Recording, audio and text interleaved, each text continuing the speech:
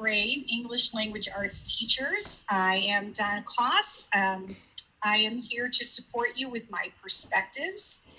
You see my contact information. You can always email me at donna.koss@savvas.com, or you can schedule a 30-minute session for yourself or maybe a small group if you wanted to dive into something or get some extra information that can't be easily answered in an email. And both of those contact links are in the Padlet that my teammate, Chris Peterson, made. So feel free to go to that Padlet. I'm sure someone will get it in the chat again. I'll post it right now. Thanks so much, Steve. Yep. Let's take a look at what we're going to do today. Digital learning with playlists in my perspectives. I'm going to review a couple of the lesson planning tools, the search tools that I showed last week, if you happened to see that session. And I'm going to add a couple of different ways to search for resources. But I really want to highlight today where you need to click to add things to your playlist. And then I want to spend the rest of the time just showing you how to create your playlists, how to add things to your playlists, and how to organize them. And I'd like to end showing you a couple of other features that are a little bit of a segue into what I'm going to be doing in 2 weeks. And of course, if there are any questions, feel free, if you're here right now, to put them in the chat. We'll get those answered for you. And if you're listening to this on the recording, go to that Padlet, reach out to me, and I will get everything that you need answered. So let's go live. Right. Oh, see, I didn't reset this from the last one. All right. So here we are on our landing page for myPerspectives. Last week, I showed you how to use this search tool to find some resources. It's really my favorite one to use. I'm going to save this one, and we're going to show you how, depending on where you are, it looks a little bit different. The second one I showed you last week was right here, coming to Browse, and that's where I'm going to start today. When you click on this Browse All Content, if you didn't see last week or watch that recorded session, you've got all these toggles over here on the left side of the screen. And I really like to mention these because these are awesome to use to help you differentiate your instruction. So you may be a 7th grade teacher, but maybe you want to make sure that you are also looking for things just below and just above your grade level. So if I click all of those toggles, I would be able to find that kind of information. And now I recall, I might have forgotten to tell the high school teachers, you always want to choose this myPerspectives Plus. This is the program agnostic feature that we have that has, my favorite word, a plethora of other kinds of activities for all grade levels to use. So that's always a good toggle to hit when you're looking for something. So I know in 7th grade, one of the plays that you read in myPerspectives is A Christmas Carol. So maybe you're trying to find that quickly, and I also know it's on your curriculum framework. So you want to see, what do we have for A Christmas Carol that's within your grade band? And when I click on that, I can see 21 things came up. I see this play. This is a feature in Unit 3 of our Grade 7 program called Turning Points. And I can see all of these other things here related to A Christmas Carol. So how do I get them in my playlist, you ask? 'Cause I don't see any way to do that. It's these 3 dots. These are the 3 magic dots. Now you'll notice the difference between this tile and this tile. This one has an arrow, and this one does not. And the dots are going to be different. That one only says info, and this one, oh, that's where I can assign. That's where I can add to my playlist. And that's because this one has more underneath. This arrow is an indicator that there's something more to this tile. And if I click on it, I can see all of these other pieces that make up that particular tile. And now I see add to playlist. And this is where I can do that. So once you see that add to playlist, you have a couple of options to do so. You can select all by checking this box. You can add all over here on your playlist. Maybe you just want 2 of them. I'm working on analyzing craft and structure, and I want to do the vocabulary and word study. I can just click those 2, and I can come over here to the right, add those 2 to my playlist. Or if I just want 1, of course, I can check the box, or I can just click right here, add to playlist. Now, if I see this feature, I could just do all of those things directly, like I said, from right here. So that's what's going to happen when you search for things from that browse all content. You're going to have the ability to pick from which program you want and browse all of that content. Another way is to go to your actual program. Now, remember, if your table of contents doesn't look like mine, you may be on thumbnail view versus list view. My brain does not like thumbnail view. I like everything to just go up and down. I don't want to go across and down. So the next place I want to show you is, just right here. You'll see add to playlist, add to playlist, add to playlist. So many things have it right here. Others have the arrow and you have to open it up. So I want to have some help with distance learning. Now I can see that add to playlist. So that arrow operates the same way, regardless of where you are in Pearson Realize, that indicator that there are more items under this tile. But what I wanted to point out from this page are the resources. So if I click resources, this looks very similar to what I just did when I was browsing all programs. The main difference here is now I'm just browsing this program. So I can type in that same feature. I'm looking for things for a Christmas Carol. And what do you know? Don't these look fairly similar to the features that I was just looking at earlier? So I have all of these things. But here's what I want. I want this. Where's the playlist? Here's my arrow. I click on that tile, and now I have the option. Couple reminder of some symbols. This little book here is telling me that this is the e-text. Well, yes, I want to have the students read the e-text. Here's an accessible leveled text. Here's an audio summary, which is also going to give you a summary in Spanish at the click of a button. And then I have all these extra things. Wow, what do I really want from A Christmas Carol? So open these up, take a look at these worksheets, see if these work for you. And if they do, you can again click multiple things, add them to your playlist, click things one at a time, add them to your playlist. Either way, these things are going to get where they need to go. So let me go back. And I said I wanted to show you, let me do one more thing. I want to show you standards. So right next to resources, another new way to search is just by clicking on standards. Now this is a drill down menu. I could click right here, but then I would see all of the standards. You want to click here in the green box where the arrow is. And now you can see the different areas of English language arts and the standards for reading literature, informational text, etc. If I click reading literature from here, I'm going to see everything related. I got 114 results doing it that way. Well, I didn't really mean, I wanted to be a little more specific than that. So it is, you just kind of have to watch where you're clicking. You want to click in this, again, where the arrow is, and now I will get to those individual standards. And now I can go directly to reading literature standard number 3.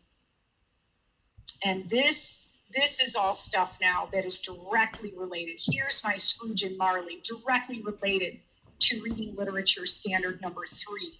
And now I could add this directly. This is my e-text, see my symbol? I can add this directly to my playlist. So let's take a look. I keep saying we're going to do it. Here's what it looks like. When you click on add your playlist, you can select a playlist. I've already got some created. So this would be going into my grade 7 unit 2. I would just click on that and click add.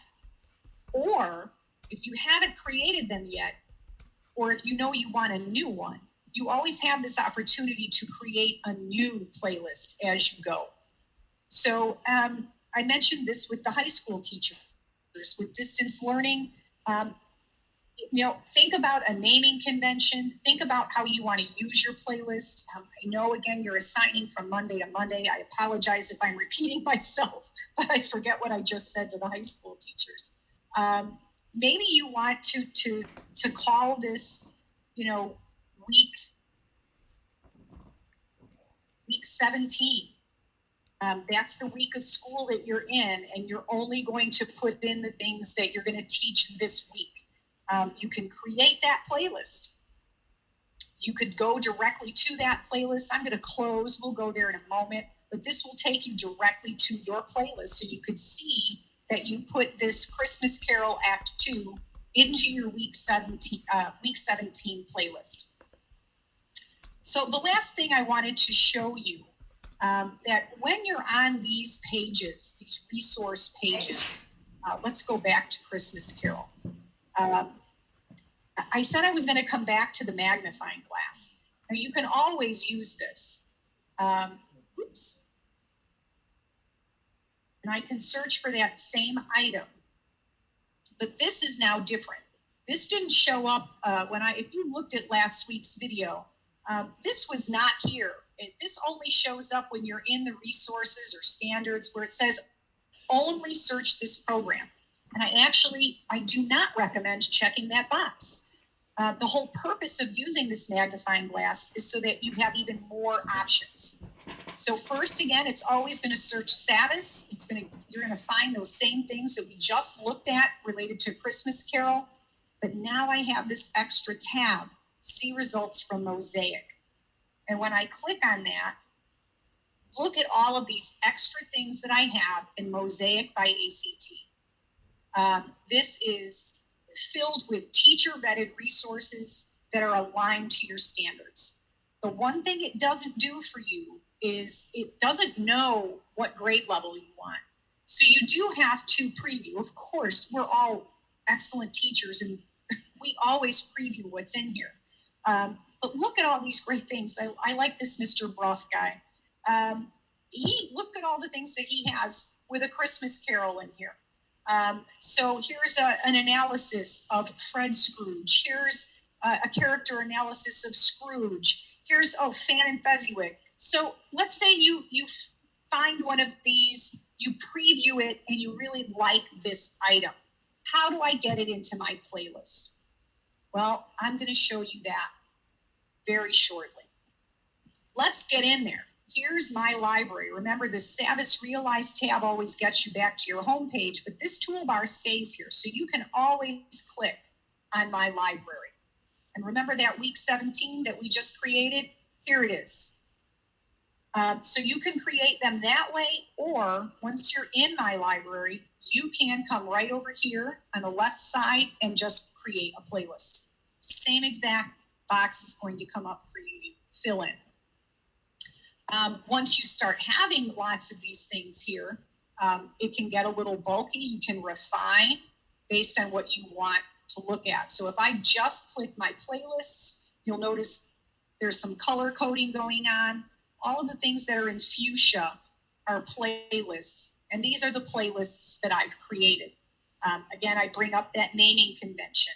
Take some time and decide, how do you want your playlist to look? How do you want to name things? Do you want to put your compelling question right in there?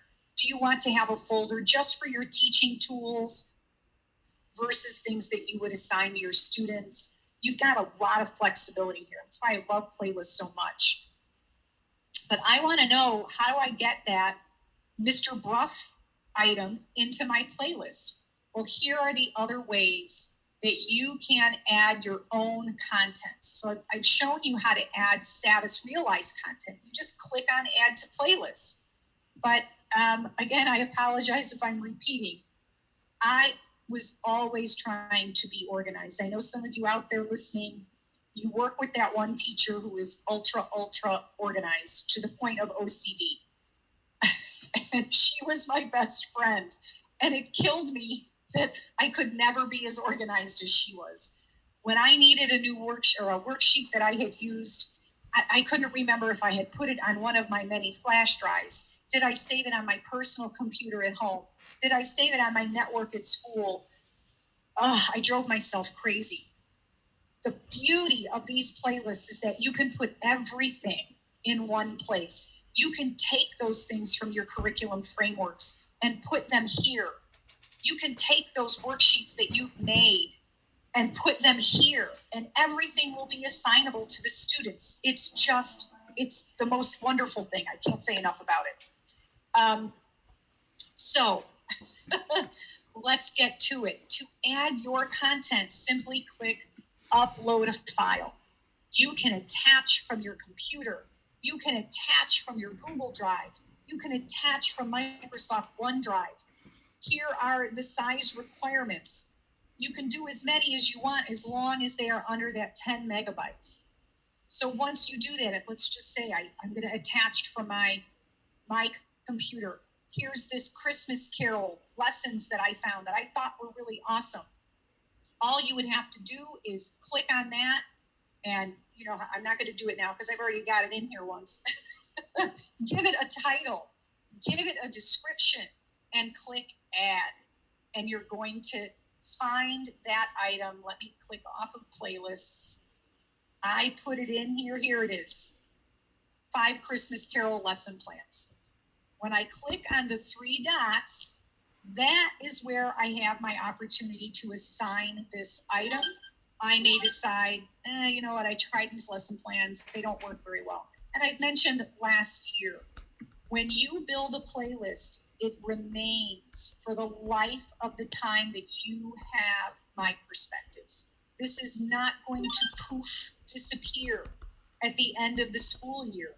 So you have a lot of leeway here with, you try it 1 year, you put it in your playlist, and then you realize, no, I don't like this. You can always get rid of it. Never be afraid that you can't undo something that you've done. So if I try these lesson plans and I don't like them, I can always get rid of them. I can assign these directly, or I can add these to my playlist. So these are lesson plans. These aren't things that I really want for my students. So again, my titles are getting a little messy here. So I'm going to put this in my teaching tools and click Add. And so now if I go to that playlist, here it is. Okay, so that's how you upload a file. Very, very easy to do. To add a link, this is what you need for searching things in Mosaic. So let's go back to that and find that Mr. Bruff video that I liked so much. All you have to do is open it. I wanted this fan and fezziwig. I watched it. I think it's great. It's going to be an extra little emphasis for me to use with my students. Simply go to the address, copy it, exit out of this asset, go back to my library, add a link, paste. Give it your title. This was the Mr. Bruff fan and fezziwig video. Oops, pardon my spelling. And I click Add. Now, when it says it takes a minute, it does. You look, where is it? Where is it? It should have this same icon as this one. I don't see it. I don't see it. Don't freak out. Refresh your page. There it is. So it will show up. Now I want to put this into my 7th grade playlist. I can go to my playlist. There it is. Very, very easy to do. But now as I'm adding things, this is getting bulky. I have too much. If I put this in my playlist, why is it also here? It doesn't need to be. I can now go to my 3 dots and I can remove this item. It will disappear from this list, but when I go into my playlist, it's still there. So again, it's all about how do you want to organize? Are there certain things that you want to have on that main page that you have easy access to versus let's be very, very tidy and let's have everything in its own playlist. Just a number of ways for you to organize. Now, the other thing with assigning, with you guys using Google Classroom that I really want to mention because this is going to make your life easy. If you didn't watch the last video, you haven't seen the assign screen. So when you assign, your title is going to show up here. You can always change it if you need to. You're going to be able to pick your start date and your due date. Again, I know you guys go Monday to Monday. You may want to be more specific and set start and end times. Maybe you want everyone to get this by, I don't know what time your students report, 7:30 in the morning, and your school day ends at 3 p.m. And so you want everything turned in by 3 p.m. You can pick whatever you like here. You can type in some instructions if you like. You just start to type the name of your grade, choose your grade. Notice that I have some names. I can assign to individual students if I like. But once I do what I like, I can just hit assign. And that item is going to be assigned. Now, I could do that with all of these pieces.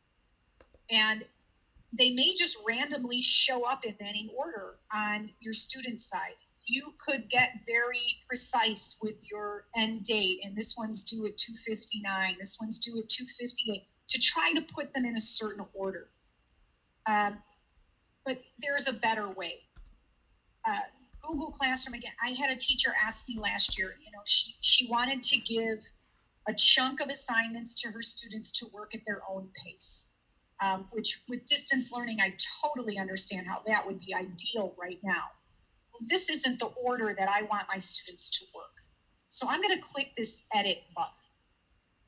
I can change the title of my playlist. I can change my description.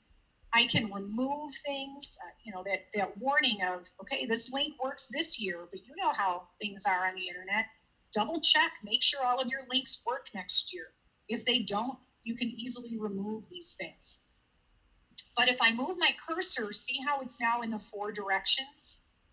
I can take this video and move it to the top. No, I want them to actually read the accessible level text first. And I want this essay to be at the end. Okay, this is the order I want. I click save. Now, if you were to assign all of these items, the students are going to get them in this exact order. So it's perfect for those teachers who want students to work at their own pace, but want to make sure that they complete a certain assignment in a certain order. Just makes life so much easier to be able to use your playlist and assign things that way. So that's it with making a playlist and getting your things in there. Again, I encourage, if you have any questions or want to go over this again, reach out to me. I'm going to spend, I got a couple of minutes left. I kind of want to preview these other features that are here. And they kind of, this is your teaser for my next session on customizing. There is a build a test feature where you can make a title, give it a description. You can select a program and it will pull questions from that program. You can decide, is this a test that I want them to get a 70, Do I want to select from a test bank, or do I want to write my own? It's a really neat tool to use to build your own tests or quizzes or whatever you want to call them. One thing that I think is great about that tool is you can just have an exit quick ticket, just a couple of questions to make sure the kids are following along, just a short quiz to make sure, formative assessment wise, are they getting it before I give them that selection test at the end.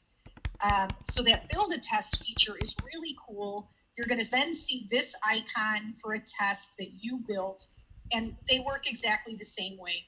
You can add them to your playlist. You can always go back and customize them and add more questions in.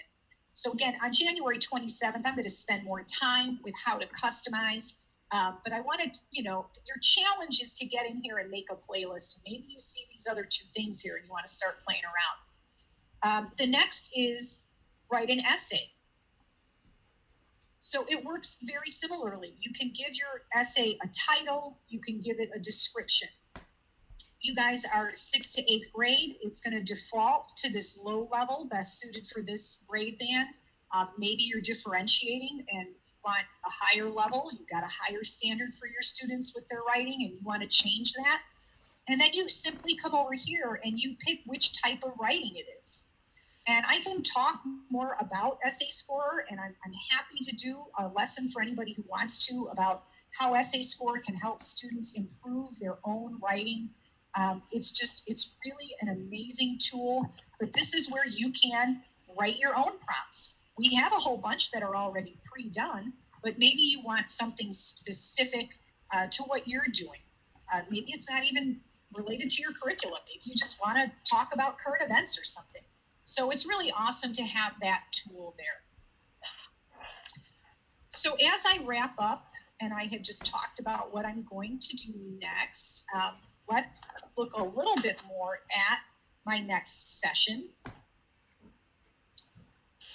So along with customizing, I told you about the tests. I want to show you how we're able to customize tests so that they suit what you guys need it to do.